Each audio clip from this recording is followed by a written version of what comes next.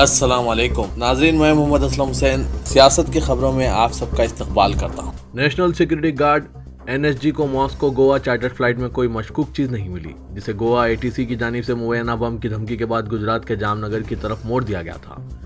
जामनगर हवाई अड्डे के डायरेक्टर ने आज मंगल को यह बात बताई। हवाई अड्डे के डायरेक्टर के मुताबिक परवाज सुबह 10:30 बजे से 11 बजे के दरमियान जामनगर से गोवा के लिए रवाना हो गई। दरियासना सिक्योरिटी फोर्सेज ने मॉस्को गोवा चार्टर्ड फ्लाइट में सवार मुसाफिरों की गहराई से तलाशी ली है। एनएसजी को कोई मुश्तबा चीज़ नहीं मिली है। परवाज के सुबह 10:30 बजे से 11 बजे के दरमियान जामनगर से गोवा के लिए रवाना होने की तौक़ है। तमाम कैबिन के सामान की अच्छी तरह से जांच पड़ताल की गई है। जामनगर हवाई अड्डे के डायरेक्टर ने यह बात कही। नए साल के आगाज के साथ ही सर्दी की लहर से दो चार कौमी दारकूमत दिल्ली में आज मंगल को भी सर्दी की लहर और कोहर की एक मोटी तह देखने में आई है। सफदरजंग में आज सुबह 5:30 बजे के करीब 7 डिग्री कम से दर्जे हरारत रिकॉर्ड किया गया। महकमा मौसमियात के मुताबिक पालम में सुबह 4:30 बजे हद निगाह 0 मीटर रिकॉर्ड की गई थी। अब यह 50 मीटर रिकॉर्ड की गई है। वहीं सफदरजंग में अब हद निगाह 200 मीटर है। सर्दी की शिद्दत में मजीद इजाफा देखा जा रहा है। मुल्क में यूनिफॉर्म सिविल कोड के निफाज की कोशिशों को सुप्रीम कोर्ट में उस वक्त तक़वियत हासिल हुई जब अदालत ने उत्तराखंड और गुजरात में इसके निफाज के लिए बनाई गई कमेटियों को आइन के मुनाफिक करार देने से इनकार कर दिया।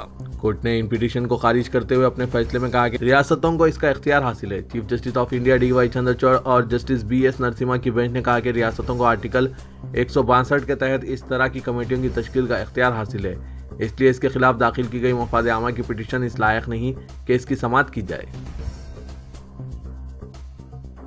सुप्रीम कोर्ट ने धोखा देकर मजहब तब्दील करवाने को इंतहाई संगीन मामला करार देते हुए इस पर सियासत न करने की सलाह दी है। मुल्क में धोखा देकर तब्दीली मजहब करवाने के इल्जाम के साथ दाखिल की गई अर्जी का नोटिस लेते हुए कोर्ट ने अटॉर्नी जनरल से इस मामले में ताउन की अपील की। इन अर्जियों में मुल्क में जबरी और धोखे से तब्दीली मजहब के मामलात आम होने का दावा करते हुए कोर्ट से अपील की गई है कि वो मरकजी हुकूमत को इसके खिलाफ कानून बनाने की हिदायत दे। कोर्ट ने इस पर सुनवाई के दौरान कहा कि मजहब की तब्दीली जैसे संगीन मसले को कभी भी सियासी रंग नहीं देना चाहिए। जस्टिस MR शाह और CT रवि कुमार की बेंच ने इस मामले पर सुनवाई की है। ज़राए के मुताबिक इसी माह मरकजी काबीना में रद्दबदल हो सकते हैं, जिसमें इन रियासतों के लीडरों को तरजीह दी जा सकती है जहां आइंदा चंद माह में इंतखाबात होने वाले हैं। ख्याल रहे कि बीजेपी कर्नाटक और तेलंगाना में खुद को मजबूत करने की कोशिश कर रही है, जबकि राजस्थान, छत्तीसगढ़ और मध्य प्रदेश में भी कांग्रेस के साथ इसका सख्त मुकाबला होगा। ज़राए के मुताबिक मध्य प्रदेश में बीजेपी क़यादत तब्दीली पर गौर कर रही है, लेकिन अभी तक इसकी तस्दीक नहीं हो पाई है। ताहम काबीना के इस रद्दबदल में तेलंगाना, कर्नाटक, मध्य प्रदेश, छत्तीसगढ़ और राजस्थान के कुछ चेहरों को मौका मिल सकता है। दूसरी तरफ बिहार और बंगाल जैसी रियासतों के वजीरों को हटाया जा सकता है।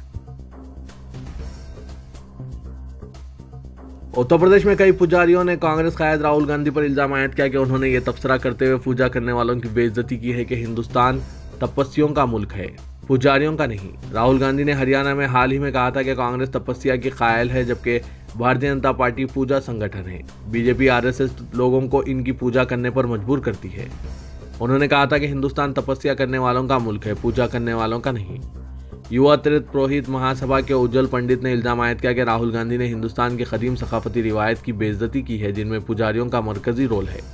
वाज़ेह हो गया कि कांग्रेस कायद ने दिखावे के लिए जनुआ पहना और माथे पर तिलक लगाया। उज्जवल पंडित ने दावा किया कि राहुल गांधी के रिमार्क्स ब्राह्मणों के खिलाफ है। स्वामी दीपांकर ने कहा कि गांधी खानदान के चश्मो चिराग ने अपनी यात्रा को मोहब्बत की दुकान करार दिया था, लेकिन अब वो नफरत की बात करने लगे हैं। विश्व हिंदू परिषद ने राहुल गांधी पर पुजारियों की बेइज्जती का इल्जाम आयद किया और कहा कि इनकी यह हरकत विनाश काले विपरीत बुद्धि यानी बहरान के वक्त होश हवास खो देने के मुताबिक है। VHP के कौमी तर्जुमान विनोद बंसल ने कहा कि राहुल गांधी के बयान से कांग्रेस का मुखालिफ हिंदू चेहरा बेनकाब हो गया और आवाम इसके लिए राहुल गांधी को कभी भी माफ नहीं करेंगे। विनोद बंसल ने इल्जाम आयद किया कि कांग्रेस गुज़श्ता 70 साल में हिंदुओं को दूसरे दर्जे का शहरी बनाने, मुसलमानों की खुशामद और ईसाई मिशनरियों को बढ़ावा देने के लिए जिम्मेदार हैं। वो अब हिंदू राष्ट्र के मद्देनजर मौका परस्त बन रही है। अयोध्या मिल्कियत तनाज़ा केस में सुप्रीम कोर्ट की हिदायत पर मस्जिद की तामीर के लिए मौजा धनीपुर में रियासती हुकूमत की तरफ से अलॉट ज़मीन पर तामीर रुकी हुई है, क्योंकि मुतालिका हुक्काम ने अराजी का इस्तेमाल तब्दील नहीं किया। मस्जिद की तामीर के लिए कायम ट्रस्ट के जिम्मेदारों के वाजिब प्रोजेक्ट पर 300 करोड़ रुपए खर्च होंगे, जो 3 मरहलों में मुकम्मल होगा। ट्रस्ट के जिम्मेदारों का कहना है कि कागजी कार्रवाई में ताखीर हो रही है और यह दानिस्ता नहीं है। अयोध्या डेवलपमेंट अथॉरिटी ने दरख्वास्त देने के 1.5 साल बाद भी मस्जिद मौलवी अहमदुल्ला शाह का नक्शा पास नहीं किया है। पीस पार्टी ने नाइंसाफी के खिलाफ गरीबों के मफादात के लिए जो लड़ाई शुरू की है, इसकी लड़ाई पूरे मुल्क में लड़ी जाएगी, जिसका ऐलान बिहार के वज़ीर आला नीतीश कुमार ने किया है। आज मुल्क से नफरत की सियासत के खात्मे के लिए बगैर इम्तियाज इत्तेहाद के साथ सभी को इस लड़ाई में शामिल होने की वक्त की अहम ज़रूरत है। सुबह बिहार के दही तरक्यात व पार्लिमानी उमूर के वजीर श्रवण कुमार बाराबंकी के प्राइमरी स्कूल के अहाते में मुनक़िदा संपूर्ण स्वराज रैली को बतौर मेहमान खुसूसी खिताब करते हुए इन ख्यालात का इजहार किया। श्रवण कुमार ने रैली को खिताब करते हुए कहा कि मुल्क के हालात किसी से छुपे नहीं हैं, गरीबों का हक छीना जा रहा है। उत्तर प्रदेश हुकूमत के जरिए पिछड़ों को नजरअंदाज किया जा रहा है। वो नहीं चाहते कि पिछड़ों को रिजर्वेशन मिले। बिहार हुकूमत ने पिछड़ों, इंतहाई पिछड़ों वगैरह को बगैर किसी इम्तियाज रिजर्वेशन दिया है। बिहार मुल्क का ऐसा सूबा है जहां जात पात पर मबनी इख्तिसादी मरदमशुमारी कराई जा रही है। उन्होंने बिहार हुकूमत की हुसूलियाबियों का आदादुशुमार पेश करते हुए कहा कि सूबे में अक़लियतों, दलितों, इंतहाई दलितों, पिछड़ों व इंतहाई पिछड़ों की फलाह व बहबूद के लिए जो काम किया जा रहा है, जिसकी कोई मिसाल मुल्क के किसी सूबे में नहीं मिलती है।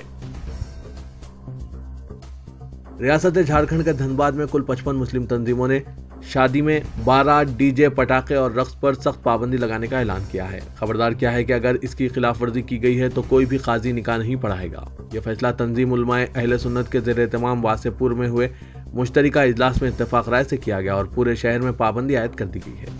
मौलाना गुलाम सरवर कादरी ने कहा कि एक मुहिम निकाह आसान करो शुरू की गई है और इसे धनबाद के बाद पूरी रियासत में चलाया जाएगा।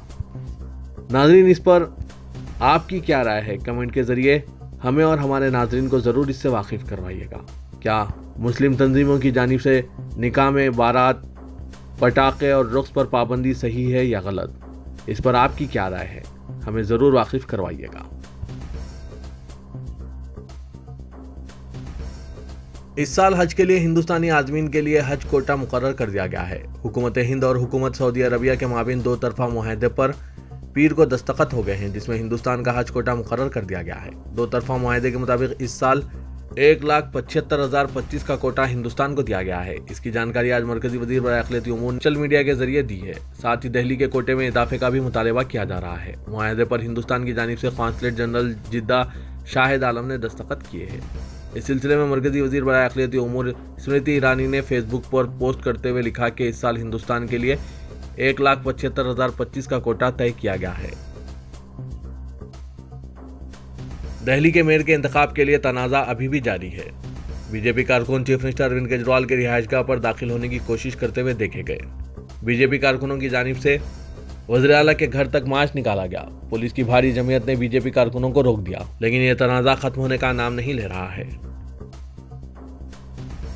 सऊदी अरब के महकमा जवाज़ात ने मुमलिकत से डिपोर्ट हो जाने वालों की दोबारा वापसी के नए क़वानीन से मुतालिक वजाहत की है। एक न्यूज़ पोर्टल के मुताबिक सऊदी महकमा इमिग्रेशन एंड पासपोर्ट जवाज़ात से एक शख्स ने दरियाफ्त किया कि सन 2012 में शोबे डिपोर्टेशन के जरिए मुल्क आया था, क्या अब दोबारा सऊदी अरब जा सकता हूँ। जवाज़ात ने इस हवाले से वजाहत करते हुए कहा कि गुज़िश्ता साल जवाज़ात के क़वानीन में की गई तब्दीलियों में डिपोर्ट होने वालों के हवाले से भी वजाहत की गई है, जिसके मुताबिक वो गैर मुल्की जिन्हें मुमलिकत से डिपोर्ट किया गया हो, इन्हें मुमलिकत में ताहयात ब्लैकलिस्ट कर दिया जाता है। ऐसे अफराद जिन्हें डिपोर्ट किया गया हो, यानी इन्हें शोबे तरहील के जरिए फिंगरप्रिंट लेने के बाद मुल्क बदल किया गया हो, इनका रिकॉर्ड जवाज़ात के मरकजी कंप्यूटर में फीड कर दिया जाता है।